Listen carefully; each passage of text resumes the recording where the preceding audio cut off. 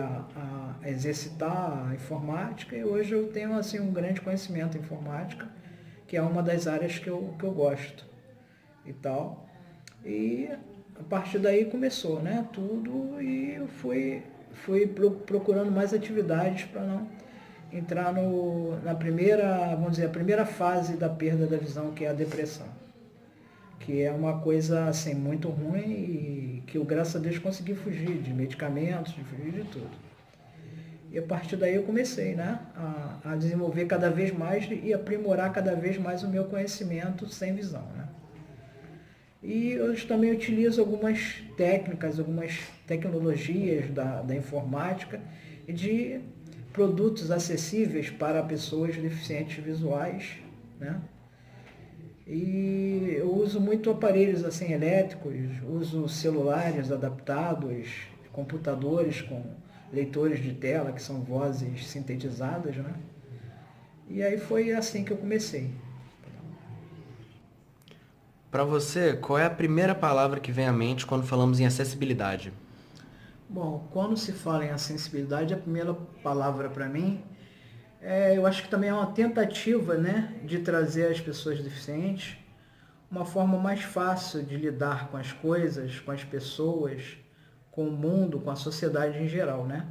Em todos os aspectos, né? Para você, qual é a sua classificação da acessibilidade no país?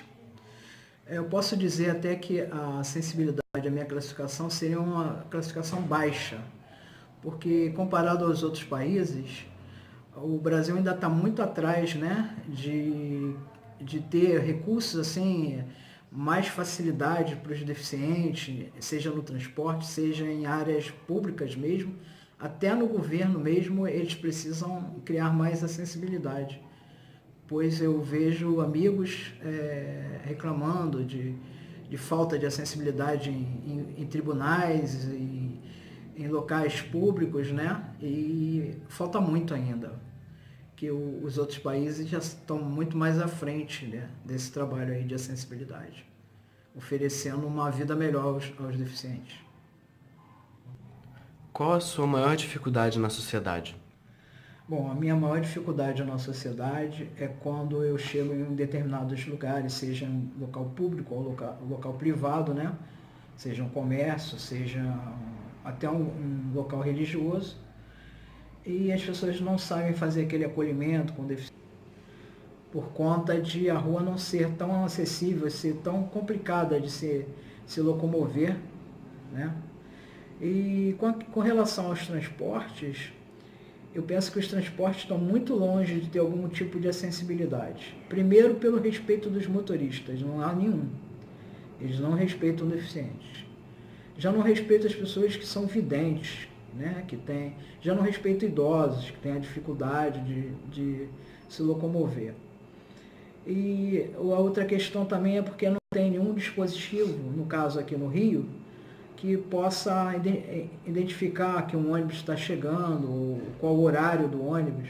Já em outros estados, alguns estados, né, eu conheço que há um dispositivo, um aplicativo de celular, que ele informa quando o ônibus está se aproximando do ponto, avisa ao motorista que há um deficiente no ponto e que ele precisa parar para poder atender esse deficiente. Já que não acontece isso, está muito longe a sensibilidade no caso dos transportes.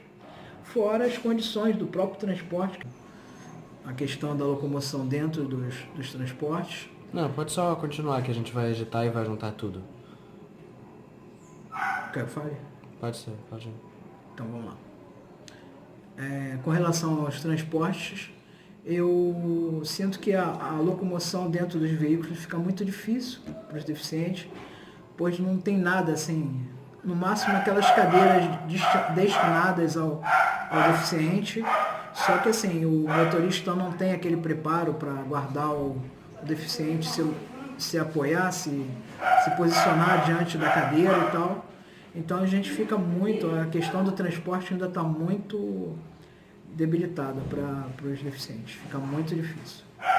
No meu caso, como deficiente cego, ou sendo cego, eu tenho dificuldade de me comunicar com as pessoas, eu tenho dificuldade dizer a elas que o cego não é mais aquela figura antiga que ficava na porta da igreja com a sua bengalinha, seu óculos escuro, pedindo esmola. Hoje o cego trabalha, hoje o cego tem muitas atividades na sua vida e tem que se comportar como uma pessoa natural, somente com uma determinada deficiência que todos têm, né?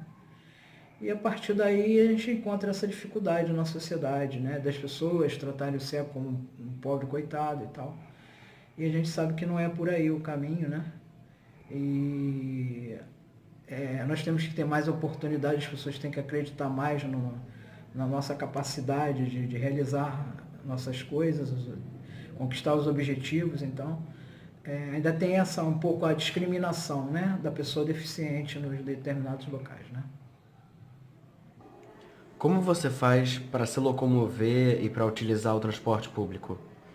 Bom, no caso da locomoção, eu preciso, no meu caso como deficiente visual, eu preciso... pode cortar esse pedaço? Vai. Você cortou? Cortei. Vai cortar essa parte. Pode continuar. Então, no meu caso, como eu faço para me locomover? Eu ainda, como cego, eu não utilizo a bengala ainda, que é um curso que precisa ser feito e tal. Então eu dependo de um acompanhante para me encaminhar aos determinados locais. E normalmente eu vejo outros deficientes caminhando sozinho, né? Em direção aos transportes, caminhando na rua, tendo bastante facilidade para caminhar, né?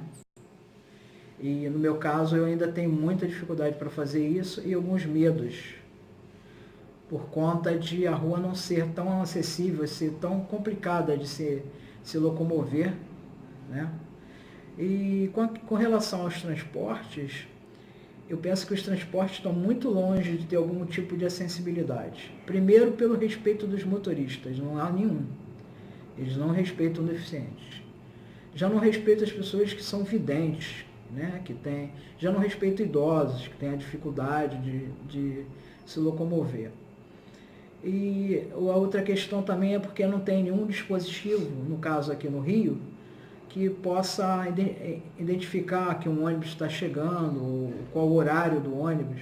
Alguma mensagem que você queira deixar? Bom, como a minha experiência, né, que eu tenho hoje, como cego, né, eu faço muita coisa, muita atividade, e uma delas é a informática. Então eu gostaria de deixar aqui alguém que queira ser ajudado, né? Eu faço esse trabalho caridoso de ensinar informática para os deficientes visuais, para os cegos. E precisando, eu vou deixar o meu e-mail, né? Ronaldo Seta, Ronaldo, SETA, @hotmail.com. E deixando esse e-mail, vocês podem me contactar, que eu vou buscar aqui meu conhecimento e vou interagir com vocês aí, com quem precisar, né? Quem estiver precisando e tal. E existem outros recursos também do deficiente, como aparelhos falantes, né? Que tem um site chamado digitalbegoto.com.br, que é o site onde os deficientes compram aparelhos elétricos, né? E falantes, né? Com voz, com sintetizadores de voz.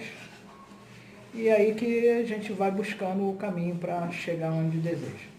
Tá ok? Obrigado, um abraço para todos.